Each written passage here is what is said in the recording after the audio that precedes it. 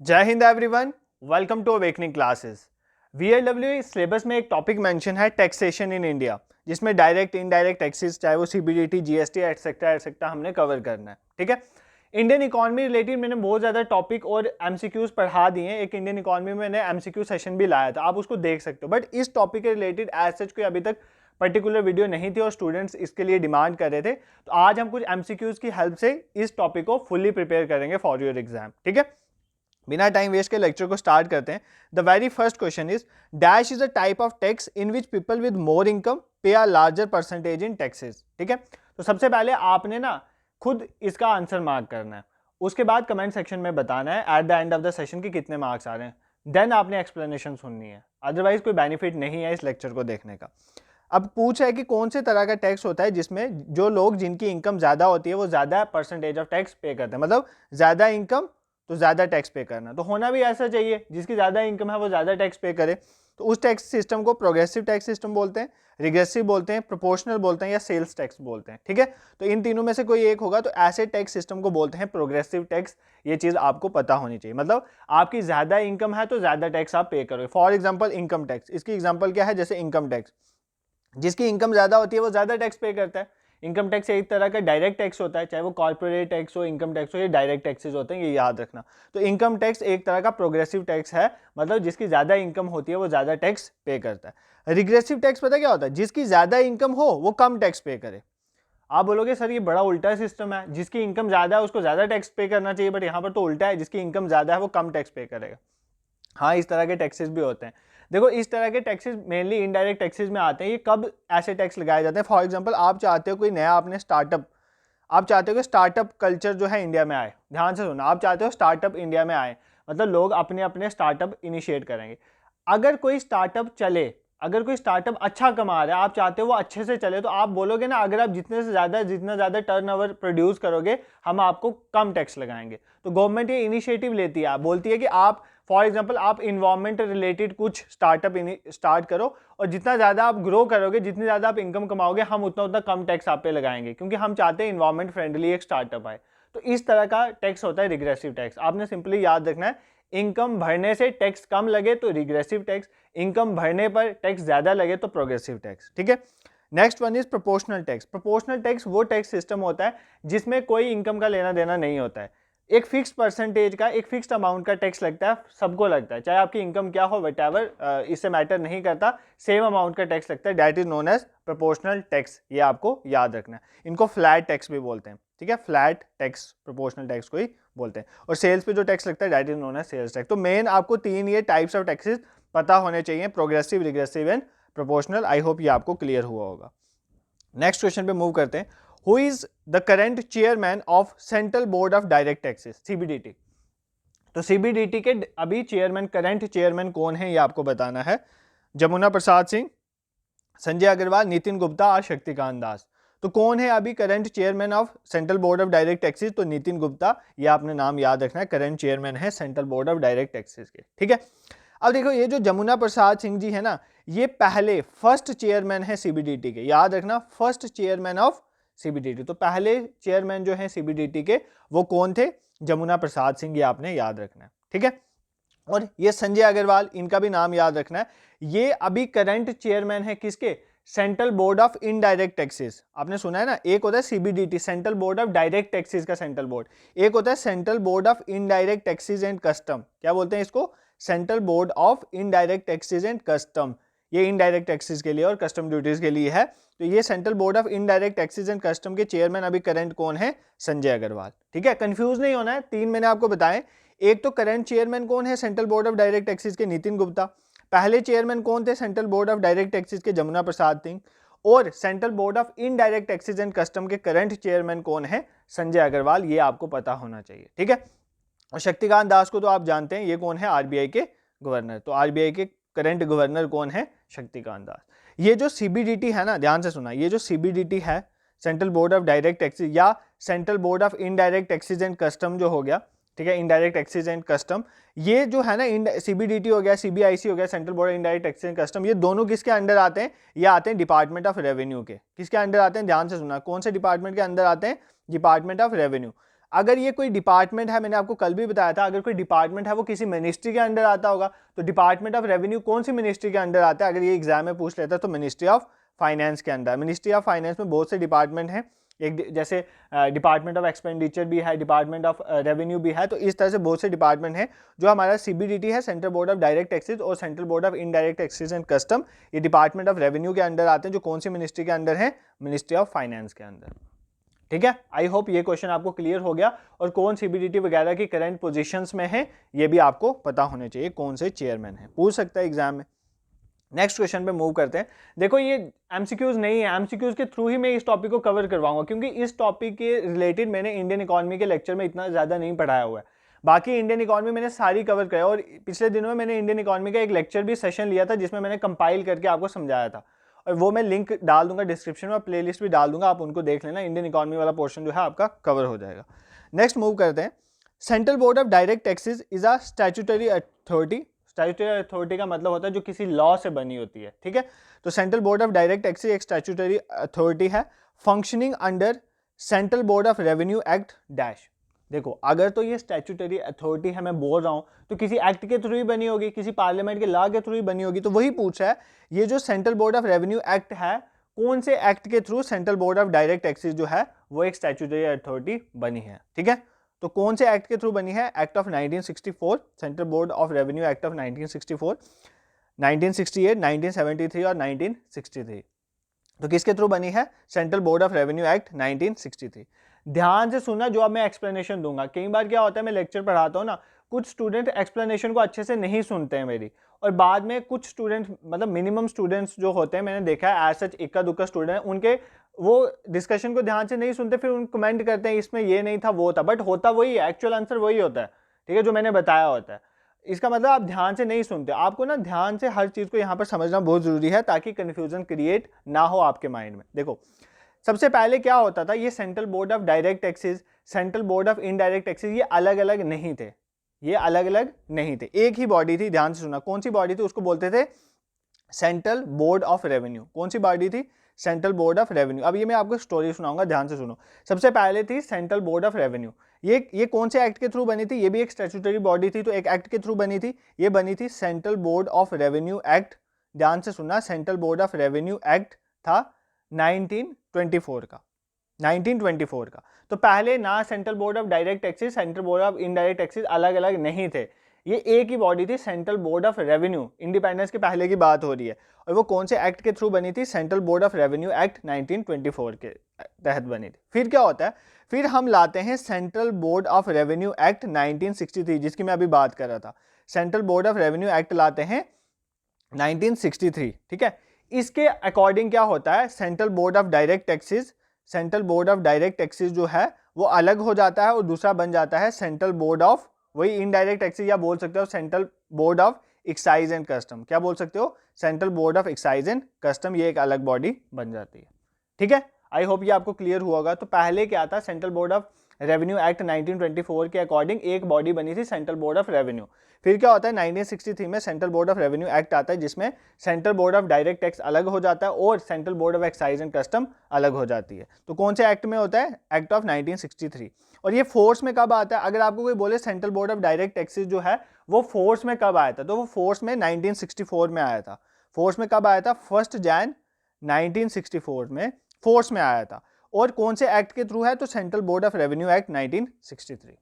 तो अगर आपको ये नहीं समझ आया तो एक बार रिवाइंड करके वापस सुन लेना, और इसमें कोई कंफ्यूजन नहीं रखना, क्योंकि एग्जामिनर ये भी पूछ सकता है कि फोर्स में कब आया, कौन से एक्ट के थ्रू आया, central board of revenue act 1963, और इसके अकॉर्डिंग ही central board of direct taxes और central board of excise and custom, या जिसको आप central board of indirect taxes बोलते हो, वो अलग। इनडायरेक्ट टैक्सेस में एक्साइज और कस्टम आते हैं। एक्साइज होता है मैन्युफैक्चरिंग रिलेटेड टैक्स, और ये मैंने इकॉनमी में पढ़ाया हुआ है। कस्टम होता है इंपोर्ट एक्सपोर्ट रिलेटेड जो टैक्स लगता है, ठीक है। I hope this is clear to you. Next question पे मूव करते हैं। GST act as passed by Jammu and Kashmir state legislature receive the assent of the governor on dash. देखो GST Jammu Kashmir state legislative assembly ने अलग पास किया था। देखो 2019 के बाद तो आपको पता है रीऑर्गेनाइजेशन होगी, अब तो सेंटर के सारे लॉ एज सच जो है J&K में लग जाते हैं, बट पहले ऐसा नहीं होता था, पहले हमारे अपना आपको पता है J&K का कॉन्स्टिट्यूशन चलता था। अब क्या ये 2017 की बात हो रही है जब GST आया था। मैंने आपको बताया GST कब आया था, 1 जुलाई 2017 में GST आपको पता आया था। अब क्वेश्चन में पूछा कि जो GST एक्ट है, Jammu and Kashmir state legislature ने इस एक्ट को जो पास करा है, इसको गवर्नर का असेंट कब मिला था जम्मू कश्मीर में, हमें बताना है। 7 जुलाई 2017, 8 जुलाई 2017, 8 सितंबर 2016 और 1 जुलाई 2017। तो क्या डेट थी, 7 जुलाई 2017। बाकी ओवरऑल इंडिया में 1 जुलाई 2017 को ये आ गया था, ठीक है, फोर्स में आ गया था। और यहाँ पर जो है अगर हम जम्मू कश्मीर में बात करें तो जम्मू कश्मीर में इसको गवर्नर का असेंट मिला था 7 जुलाई 2017 में, ठीक है, असेंट मिला था। और फोर्स में कब आया था जम्मू कश्मीर में, 8 जुलाई 2017 को। 8 जुलाई को फोर्स में आया था जम्मू कश्मीर में, और गवर्नर का असेंट कब मिला था जम्मू कश्मीर में, 7 जुलाई 2017। अगर हम बात करें इंडिया की, बाकी इंडिया की, J&K को छोड़ के, तो 1 जुलाई 2017 को फोर्स में आया था। और अगर आपको कोई पूछ ले कि इस 8 सितंबर को बेसिकली यहाँ पर प्रेसिडेंट का एक्सेंट मिला था 2016 को, 8 सितंबर 2016 को प्रेसिडेंट का इसको एक्सेंट मिला था। फिर डिफरेंट स्टेट्स ने रेटिफाई करा था, जिसमें सबसे पहली स्टेट कौन सी थी जिसने रेटिफाई करा था, असम ने रेटिफाई करा था। ये मैंने आपको सब पढ़ाया हुआ, असम ने सबसे पहले इसको रेटिफाई करा था, ठीक है। तो ये थोड़ा कंफ्यूजन है, ध्यान से समझना। ऐसे GST डे कब बनाया जाता है, 1 जुलाई, क्योंकि इंडिया में बाकी सब जगह में ये फोर्स में कब आया था, 1 जुलाई 2017। बट J&K में कब फोर्स में आया था, 8 जुलाई 2017। J&K में इसको गवर्नर का असेंट कब मिला था, 7 जुलाई 2017। प्रेसिडेंट का असेंट इसको कब मिला था, 8 सितंबर 2016। और उसके बाद 8 सितंबर 2016 को जब इसको प्रेसिडेंट का असेंट मिला था, फिर सभी स्टेट्स ने रेटिफाई करा था, क्योंकि 50% प्लस स्टेट को रेटिफाई करना होता है, जिसमें सबसे पहली रेटिफिकेशन किसने करी थी, असम ने करी थी। ये चीज़ आपको पता होनी चाहिए। I hope this question is clear to you. जिसने इकोनॉमी के पहले लेक्चर्स मैंने देखे होंगे, तो वो मैंने आपको GST ऑलरेडी एक लेक्चर में पढ़ाया हुआ है, तो वहाँ पर कंप्लीटली मैंने इसको कवर करवाया था। नेक्स्ट क्वेश्चन पे मूव करते हैं। Which of the following is an example of indirect tax. इनमें से कौन सी एग्जाम्पल है इनडायरेक्ट टैक्स। तो दो तरह के टैक्स होते हैं, direct tax, indirect tax. Direct tax होते हैं वो डायरेक्टली किसी पर्सन की इनकम में लग जाएंगे, ठीक है, डायरेक्टली उसी से लिए जाएंगे। इनडायरेक्ट टैक्स पता क्या होता है, फॉर एग्जांपल कोई लगा कोई रहा है और दे किसी और को रहा है। फॉर एग्जांपल हम शॉप में जाते हैं ना, तो हम GST कटाते हैं, हम तो दुकानदार को दे रहे हैं, ठीक है। दुकानदार किसको दे रहा है, गवर्नमेंट को दे रहा है। हमारा पैसा दुकानदार लेके टैक्स के माध्यम से हमारे से पैसा लेके गवर्नमेंट में दे रहा है, तो वो एक इनडायरेक्ट टैक्स हो गया। तो अब यही पूछा कि इनमें से कौन सा इनडायरेक्ट टैक्स की एग्जांपल है। Income tax, capital gain tax, corporate tax है, GST। तो आपको पता है GST जो है गुड्स एंड सर्विस टैक्स, ये एक इनडायरेक्ट टैक्स है, और इसने सभी इनडायरेक्ट टैक्सेस को सब्ज्यूम कर लिया था अपने अंदर। तो 1 जुलाई 2017 को ये फोर्स में आया था। अभी नेक्स्ट क्वेश्चन पे मैं GST भी आपको एक्सप्लेन कर दूंगा। अभी ये देख लो, ये भी डायरेक्ट टैक्स है, ये भी डायरेक्ट टैक्स है, कॉर्पोरेट टैक्स भी डायरेक्ट टैक्स है। इनकम टैक्स तो आपको पता है सबकी इनकम के ऊपर लगता है, अभी बताया आपको, प्रोग्रेसिव टैक्स है एक तरह का। कैपिटल गेन टैक्स क्या होता है, फॉर एग्जांपल आपकी कैपिटल के ऊपर आपने जो गेन ऐसा आपने कैपिटल कहीं पर इन्वेस्ट करी हुई है पैसा, उसके ऊपर आपको कोई गेन मिलता है, प्रॉफिट मिलता है, उस पर जो टैक्स लगता है, that is known as capital gain tax. और कॉर्पोरेट टैक्स होता है, फॉर एग्जाम्पल अगर आपने अपना कोई बिजनेस एज अ कंपनी की फॉर्म में चला रहे हो, तो उसमें आपको जो रिटर्न मिलता है, उसमें आपको जो बेनिफिट होता है, उस पर जो टैक्स लगता है, that is known as corporate tax. Corporate tax slab tax होता है, स्लैब की फॉर्म में लगता है। फॉर एग्जांपल 6% का स्लैब है, 8%, मतलब एक स्लैब की फॉर्म में टैक्स लगता है। तो याद रखना ये तीनों डायरेक्ट टैक्सेस हैं, और GST हमारा इनडायरेक्ट टैक्स है। एक्साइज ड्यूटी है, कस्टम है, ये सारे इनडायरेक्ट टैक्सेस में आते हैं, ठीक है। I hope this is clear to you. Next question पे मूव करते हैं। Which of the following direct tax abolished on 28 Feb 2016। इनमें से कौन सा डायरेक्ट टैक्स है जिसको खत्म कर दिया गया था 28 फरवरी 2016 में, हमें बताना है। Wealth tax, gift tax, income tax और नन ऑफ द गिवन, ठीक है। तो इनमें से किसको अबॉलिश किया गया था 28 Feb 2016 में, तो वेल्थ टैक्स को अबॉलिश किया गया था। देखो ध्यान से सुनो, ये गिफ्ट टैक्स है ना, ये भी डायरेक्ट टैक्स है, इनकम टैक्स भी डायरेक्ट टैक्स है। इनकम टैक्स तो अभी भी लगता है, और इससे बहुत अर्निंग होती है गवर्नमेंट की, आप सबको पता है, बट कॉर्पोरेट टैक्स से कम होती है, कॉर्पोरेट टैक्स से ज़्यादा होती है। अब देखो ये जो वेल्थ टैक्स है, गिफ्ट टैक्स, इन दोनों को बोलते हैं पेपर टैक्स। क्या बोलते हैं, पेपर टैक्स बोलते थे। क्यों बोलते थे पेपर टैक्स, क्योंकि ये नाम के टैक्स थे, मतलब इनसे कोई इतनी ज़्यादा गवर्नमेंट को इनकम जनरेट होती नहीं थी। जब गवर्नमेंट को ज़्यादा इनकम ही नहीं इनसे जनरेट होती, तो गवर्नमेंट ने इन टैक्स को अबॉलिश कर दिया।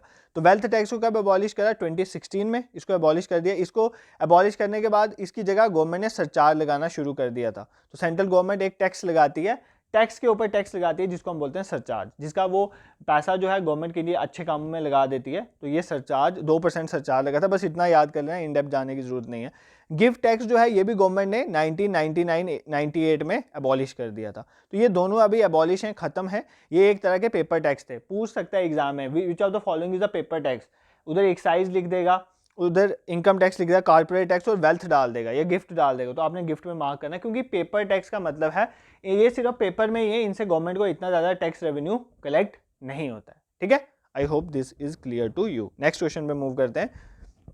विच of the following tax is imposed by the central government, central government impose करता है, लगाता है, कलेक्ट करता है और रखता भी कौन है, स्टेट गवर्नमेंट। ठीक है, मतलब लगाता सेंट्रल गवर्नमेंट है, उसको कलेक्ट करना और रखने का काम किसका है, सेंट्रल गवर्नमेंट का है। वो कौन सा टैक्स होता है इनमें से, excise duty, wealth tax, stamp duty या कस्टम ड्यूटी। तो इनमें से स्टैम्प ड्यूटी जो है, स्टैम्प ड्यूटी देखो, वेल्थ टैक्स तो एबॉलिश हो गया, एक्साइज ड्यूटी और कस्टम ड्यूटी जो है इनका, तो एक्साइज ड्यूटी तो सारी वो जीएसटी वगैरह में आ जाती है, और जो स्टैम्प ड्यूटी है, स्टैम्प ड्यूटी की अगर हम बात करें तो स्टैम्प ड्यूटी जो है ये सेंट्रल गवर्नमेंट लगाती है, और इसको कलेक्ट और रखने का काम किसका होता है, इसका रखने का काम होता है हमारी स्टेट गवर्नमेंट का, ये आपने याद रखना है। और ये कौन सी लिस्ट में आती है, कंकरेंट लिस्ट में आती है। कौन सी लिस्ट में आती है, कंकरेंट लिस्ट में आती है, ये आपने याद रखना है, कंकरेंट लिस्ट में ये आती है। फॉर एग्जांपल कस्टम ड्यूटी जो है, जो आप इंपोर्ट एक्सपोर्ट करते हो, कस्टम ड्यूटी होती है इंपोर्ट एक्सपोर्ट पे ड्यूटी लगना, टैक्स लगना। जब कोई चीज़ आप मंगवा रहे हो बाहर से या यहाँ से एक्सपोर्ट कर रहे हो तो उसके ऊपर एक टैक्स लगता है, डायरेक्ट नोन है कस्टम ड्यूटी। ये कौन सी लिस्ट में आती है, यूनियन लिस्ट में आती है, ये सेंट्रल गवर्नमेंट का होता है इसमें प्रॉफिट सारा, तो ये सेंट्रल सब्जेक्ट है, ये यूनियन लिस्ट में आती है। इसी तरह एक्साइज ड्यूटी, एक्साइज ड्यूटी भी एक तरह का कौन सा टैक्स है, इनडायरेक्ट टैक्स है। इनडायरेक्ट टैक्स है, अगर आप सपोज कर कोई मैन्युफैक्चरिंग कर रहे हो तो मैन्युफैक्चर्ड गुड पे चाहे वो बिके ना बिके उसके ऊपर एक टैक्स लगता है, डायरेक्ट नोन है एक्साइज ड्यूटी।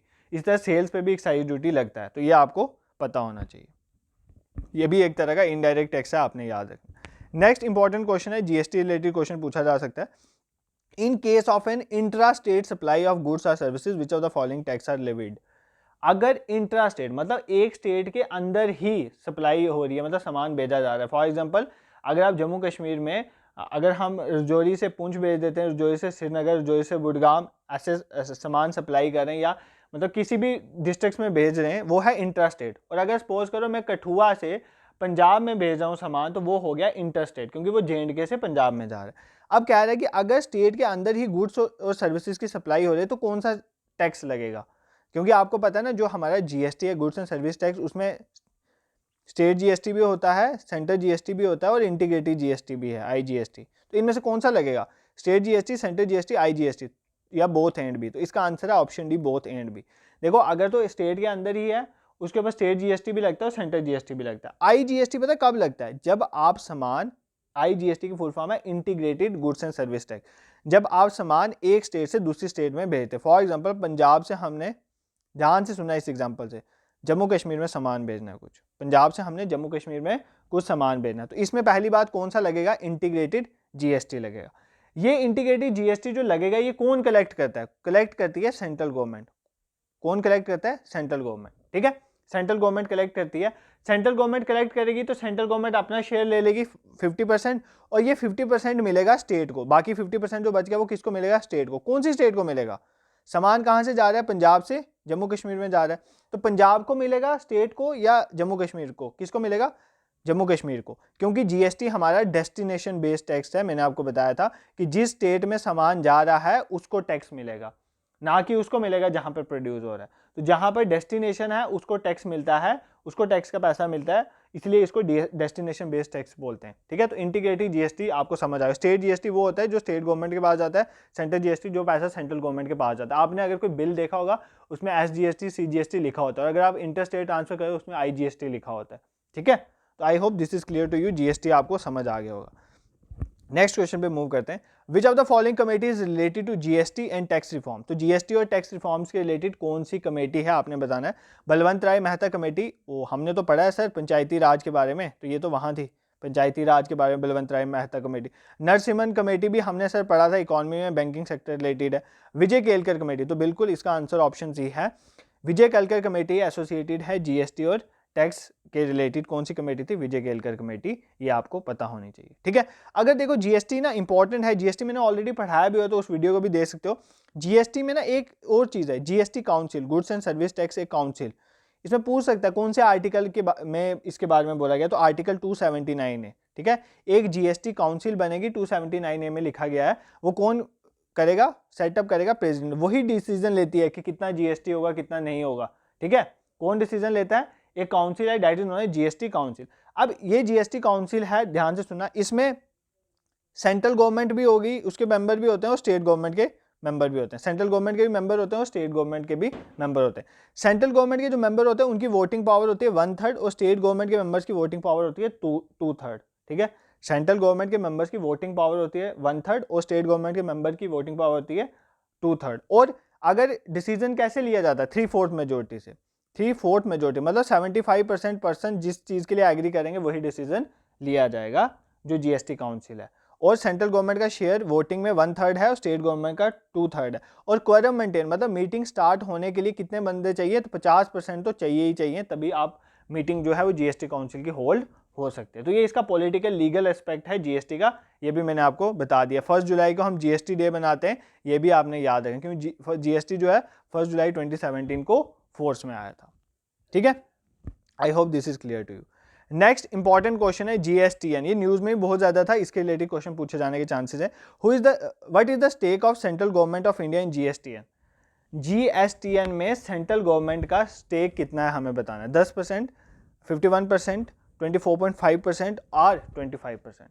अगर आपको जीएसटीएन नहीं पता है तो इस क्वेश्चन का आप आंसर नहीं कर पाओगे। मैं आपको पहले जीएसटीएन समझता हूँ। जीएसटीएन की पहले आपको फुल फॉर्म भी पूछ सकता है, तो वो पता होनी चाहिए। जीएसटीएन की फुल फॉर्म होती है, लिख लो कहीं पे, goods and services tax network. तो क्या फुल फॉर्म है इसकी, goods and services tax network, ठीक है। पहली बात तो ये कोई गवर्नमेंट ऑर्गेनाइजेशन है नहीं, ये एक नॉन प्रॉफिट, ध्यान से सुनना, non profit non government organisation है, एनजीओ है, नॉन प्रॉफिट। तो सर ये जो non profit non government organisation है, इसका काम क्या है, जितना भी जीएसटी का आईटी सेक्टर है, मतलब जीएसटी में अगर आप जीएसटी के लिए अप्लाई करते हो तो वो कोई है ना प्लेटफॉर्म जहां पर आप काम करें, उस सबको मेंटेन करना। आईटी प्लेटफॉर्म जितना भी है जीएसटी का, उसको मेंटेन करने का काम goods and services tax network है, ठीक है। I hope this is clear to you. अब इसमें सेंट्रल गवर्नमेंट, और ध्यान सुनना, पहली बात इसमें गवर्नमेंट स्टेक कितना है सेंट्रल गवर्नमेंट का, बाद में देखते हैं गवर्नमेंट का कितना और प्राइवेट का कितना। देखो गवर्नमेंट का इसमें जो स्टेक है वो है 49%। कितना स्टेक है इसमें गवर्नमेंट का, 49%। बाकी 51% किसका है, प्राइवेट सेक्टर, जिसमें एलआईसी भी आ जाएगा, आईसीआईसीआई भी आ जाएगा, एचडीएफसी भी आ सकता है, एलआईसी की कुछ ब्रांचेज हैं उनका भी है, एनएफसी, मतलब सबका है। तो 51% प्राइवेट है और 49% इसमें गवर्नमेंट का स्टेक है। अब 49% में इसको आधा कर दो, 24.5% इसमें स्टेट गवर्नमेंट का स्टेक है और 24.5% इसमें सेंट्रल गवर्नमेंट का स्टेक है। तो इसका आंसर क्या हो जाएगा, 24.5%। वही पूछा है ना कि सेंट्रल गवर्नमेंट का क्या स्टेक है जीएसटीएन में, goods and services tax network. बता दिया मैंने आपको, goods and services tax network है क्या, उसमें सेंट्रल गवर्नमेंट का कितना स्टेक है और सेंट्रल गवर्नमेंट स्टेट गवर्नमेंट का कितना स्टेक है, ठीक है। नेक्स्ट क्वेश्चन पे मूव करते हैं। हाँ, ये क्वेश्चन पूछने के चांसेस हैं क्योंकि अभी टैक्स रिजीम चेंज हुआ था ना, जब हमारा आया था बजट और इकोनॉमिक सर्वे, मैंने पढ़ाया भी था आपको इकोनॉमिक सर्विस के बाद जो मैंने एमसीक्यू करवाए थे। तो according to new tax regime, नई टैक्स रिजीम के मुताबिक income tax rate is nil up to, तो कितने % कितनी आपकी इनकम है तब तक आप पे कोई इनकम टैक्स नहीं लगेगा। न्यू टैक्स रिजीम बतानी, एक है ओल्ड टैक्स रिजीम और एक है न्यू टैक्स रिजीम। 2.5 लाख तक, 3 लाख तक, 6 लाख तक और 3.5 लाख तक। तो कितना है न्यू टैक्स रिजीम के अंडर, 3 लाख है। कितना अमाउंट है, 3 लाख, ठीक है। अगर आपको टैक्स रिजीम नहीं आती है तो एग्जाम में मत जाना, देख के जाना, माइट बी द चांसेस के इससे क्वेश्चन पूछे जाए। तो मैं यहाँ पर एक ना आपको बता देता हूँ, ओल्ड रिजीम और यहाँ पर हम लिख देते हैं न्यू रिजीम के अकॉर्डिंग, ठीक है। 2 मिनट ना पेशेंस से इसको समझना। अर्लियर क्या होता था, अगर आपकी इनकम अप टू 2.5 लाख है, मतलब 2.5 लाख तक है, 0 से 2.5 लाख तक है, और यहाँ पर अगर न्यू टैक्स रिजीम में 0 से 3 लाख तक, तो आपको कोई टैक्स नहीं लगता, तो नील था, यहाँ पर कोई टैक्स नहीं लगता था, ठीक है। अगर आपकी इनकम पहले क्या होता है 2.5 से 5 लाख है, 2.5 लाख से 5 लाख है, तो 5% टैक्स लगता था। अब इसको अब क्या है, अगर आपकी इनकम 3 से 6 लाख है तो तब आप पे 5% टैक्स लगेगा। इसी तरह अगर आपकी इनकम पहले 5 से 7.5 लाख होती थी तो आप पे कितना टैक्स लगता था, 10% लगता था। अब अगर आपकी इनकम 6 से 9 लाख होगी तभी आप पे 10% टैक्स लगेगा। फिर अगर आपकी इनकम 7.5 से 10 लाख के बीच होगी तो 15% टैक्स लगता था। अब 9 लाख से 12 लाख के बीच इनकम होगी तो आप पे 15% टैक्स लगेगा। देखो यहाँ पर 3 का गैप है, 3 लाख तक कोई टैक्स नहीं है, 3 से 6 लाख तक 5% है, 6 से 9 लाख तक 10% है, 9 से 12 लाख तक 15% टैक्स था। उसके बाद यहाँ से अगर जब आपकी इनकम 10 से 12.5 लाख के बीच होती थी तो 20% टैक्स लगता था। अब यहाँ पर बढ़ा के इन्होंने 12 से 15 लाख कर दिया, ठीक है।